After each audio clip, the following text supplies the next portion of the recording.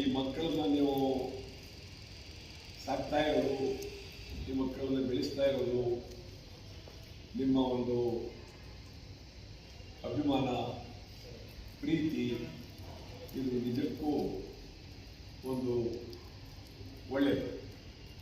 ಇದೆಲ್ಲ ನೋಡುವಾಗ ಭಾಳ ಖುಷಿಯಾಯಿತು. ಒಬ್ಬೊಬ್ಬರೇ ಹುಡುಗರು ಒಂದೊಂದು ಕಡೆಯಿಂದ ರಾಜ್ಯದ ಮೂಲೆ ಮೂಲೆಗೆ ಬಂದಿದ್ದಾರೆ. ಇವರು ನಿಮ್ಮ ಆಶ್ರಮದಲ್ಲಿ ಅದ್ಭುತವಾಗಿ ಆದರ್ಶವಾಗಿ ಬೆಳೆದರೆ ರಾಜ್ಯಕ್ಕೂ ಒಳ್ಳೆಯದು, ಅವ್ರಿಗೂ ಒಳ್ಳೆಯದು. ನಿಮ್ಮ ಆಶ್ರಮ ಜನ ಬೆಳೀಲಿ, ಒಳ್ಳೆಯದಾಗಲಿ. ಸತೀಶ್ ಮೊದಲಿಂದ ಪರಿಚಯ, ನೀವು ಈ ಪರಿಚಯ, ಅದರಿಂದ ಒಳ್ಳೆಯದಾಗಲಿ. ನಿಮಗೆ ಭಾಳ ಸಂತೋಷ. ಹೊಸ ವರ್ಷ ಹೀಗೆ ಆಗ್ತಾ ಇರಲಿ, ಪ್ರತಿ ವರ್ಷ ಹೀಗೆ ಭೇಟಿ ಮಾಡೋಣ. ನಿಮ್ಮೆಲ್ಲರಿಗೂ ಒಳ್ಳೆಯದಾಗಲಿ.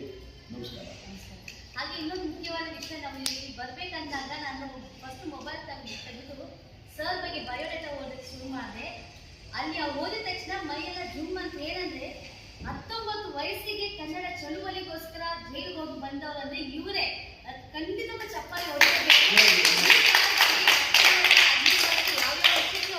ಕನ್ನಡಕ್ಕೋಸ್ಕರ ಹೋರಾಡಿ 19 ಇಯರ್ಸ್ಗೆ ಅವರು 19 ವರ್ಷಕ್ಕೆ ಜೈಲಿಗೆ ಹೋಗಿದ್ದಾರೆ ಅಂದ್ರೆ ಅದು ಯಾರಿಂದ ಸಾಧ್ಯ ಹೇಳಿ? ಅದು ನಮ್ಮ ಒಬ್ಬರಿಂದ ಸಾಧ್ಯ.